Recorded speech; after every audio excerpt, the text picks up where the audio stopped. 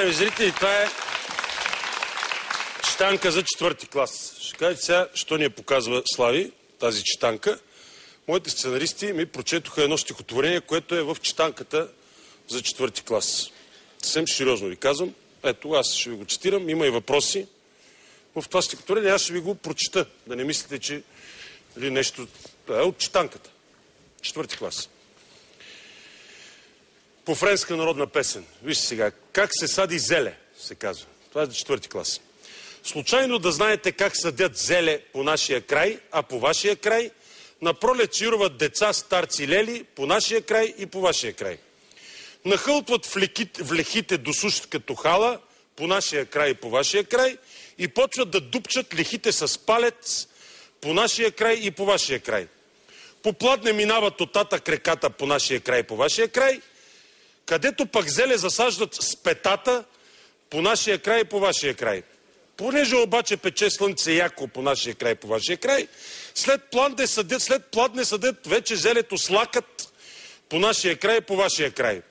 Когато и лактите също се схванат по нашия край и по вашия край, започват да дупчат земята с коляно по нашия край и по вашия край. Ти питаш защо ходят хората мръсни по нашия край и по вашия край, защото съдят своето зеле с носа си и с други неща, за които си трай.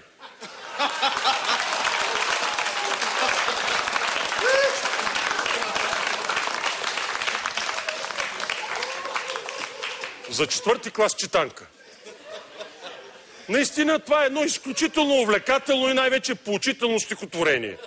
Особено последния стих, който като ламаринен леген звънти ведрата поанта.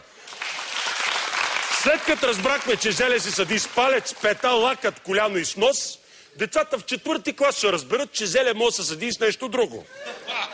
Интересно е, какво ли е това друго нещо? Си взема показалката, че ви покажа и какви въпроси има отдолу. Мили дечица, ако сте се досетили, трябва да си траете, защото аз се досетих. Ма си трая, защото Цем ще ме глоби за нецензурни думи.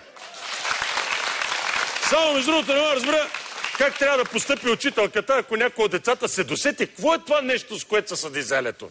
Дали трябва да му пише шестица за досетливост или да го сгъни от час и да го накара следващия път да дойде с родителите си? Не мога да отрека, че стихотворението дава знания на децата, особено по анатомия на мъжкото тяло. Въпреки че хигиенната препоръка е занемарена, но пък когато децата разберат как се съди зелето, вече им е ясно защо зелето в кацата си има чеп.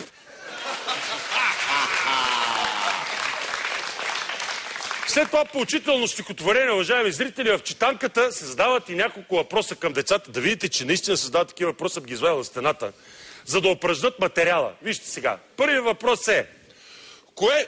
Я прочети, бе. Внимателно. Да, че да го оцелих. Кое е забавното в песента? Къде има повторение? Защо?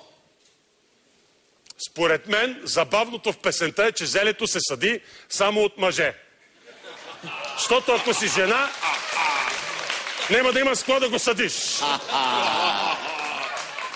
Следващия въпрос: къде има повторение, защо? Да ви кажа, малко съм разочарован. Нито веднъж не е повторено изречението за другите неща, за които да си траем. Какво иска да кажат от Министерството? Че българския мъж не е в състояние да повтори? Не може ли да бучне още 2-3 пъти с другото си нещо? Следващата задача, която е дадена на четвъртокласниците, е следната. Кажи, Ивале, ето по-надолу. Съчинете своя мелодия по текста. Според мен от това Според мен от това стихотворение става страхотен чалга хит. Само трябва все малко да се барнат текста в стил Леле Мале, който и нещо, да облекат една учителка по-секси и да го пускат и да го въртат по БНТ. Ето и последния въпрос. Разкажете, съди ли се зеле по вашия край?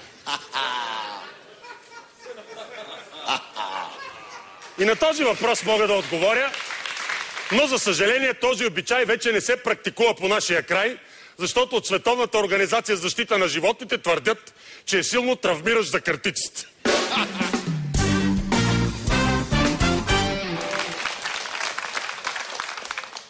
По вашия край и по нашия край в 4-ти клас е такива неща, учите, уважаеми зрители, учихме други работи, бях в 4-ти клас. Така,